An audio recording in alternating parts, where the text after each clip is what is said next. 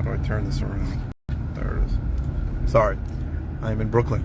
Welcome to the Flipping and Wholesaling Houses in New York show. I'm Michael Pinter, where I teach you how to start flipping and wholesaling houses, and if you're already doing it, how to grow your business. Now, got a question, and that is, if you're thinking about wholesaling a house and you are telling the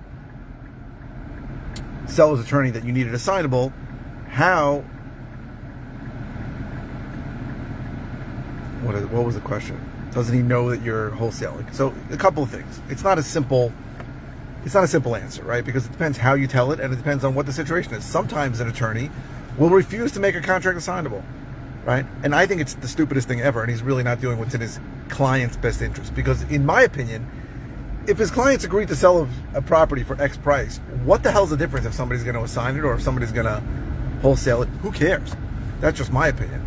But there are attorneys who have a bug up their ass who feel like they need to be advisors and they shouldn't let the guy go and flip the property. It's just stupid, right? It's just really stupid. So there is a way to say it which does usually prevent these issues, and there is truth in it. So when I was gut renovating houses for the first 4 years I was in business, so 2013 to 2017, I had private investors who wanted the houses held in certain entities, and they would tell me that sometimes 3 days before the closing. So if the property was assignable, it was no problem. If it wasn't assignable, it was a problem. So that's what I tell people. I say, listen, I have private lenders who lend me money, and I really don't know what entity they're going to want the property to be in. I want it assignable so I can make sure that we don't delay the closing. And as I said, there is some truth to it. And again, some sellers attorneys really couldn't care less if it's assignable. They really don't care. And it never really should be an issue, because what's the difference, right? I'm on the hook for it. So I guess their fear is that I'm going to bring it to an assignee who may not close. But if the assignee doesn't close, I'm on the hook to close anyway. So what's the difference, in my opinion? But sometimes sellers attorneys care, sometimes sellers don't care. Sometimes sellers attorneys don't care, the seller cares. It doesn't matter. But I think that if you frame the fact that you need the contract assignable, and remember, in New York, standard contracts have clause 26, which says no assignability. So if you want to wholesale a property, right, and I don't always wholesale every property, I close on a lot of properties, but if I wanted to wholesale a property, I'm going to ask for that clause to be redacted or crossed out, because I want the ability to wholesale it, and I want the ability to assign it. Now, there are ways, even if the seller insists on no assignability, where you still can wholesale it. That's a little complicated. I've done some videos on it, but if you are buy the property in a property-specific LLC, so you're buying 123 Main Street, you create 123 Main Street LLC. Sometimes you can sell the interest in the LLC at the closing, and that is pretty much the same thing as assigning the contract. But I would say that the important part here is that some attorneys care, some attorneys don't care. How you frame it helps. I usually frame it the way I just described to the seller. The seller will probably never express anything I tell him to his attorney.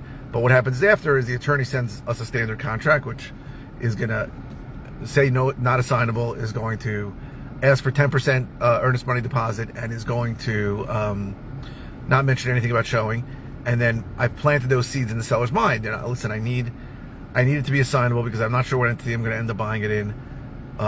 Number one. Number two, I can't put 10% down. I'll give you $10,000.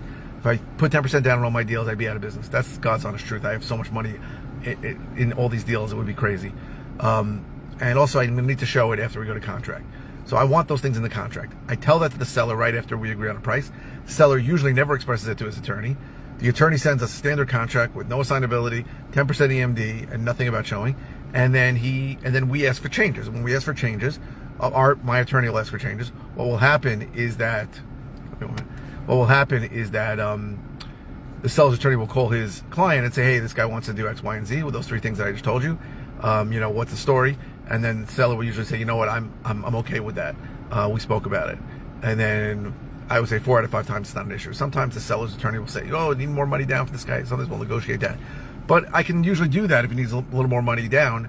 The bigger issue is making sure it's assignable, and making sure that we can show it, which we usually put in a rider in the contract.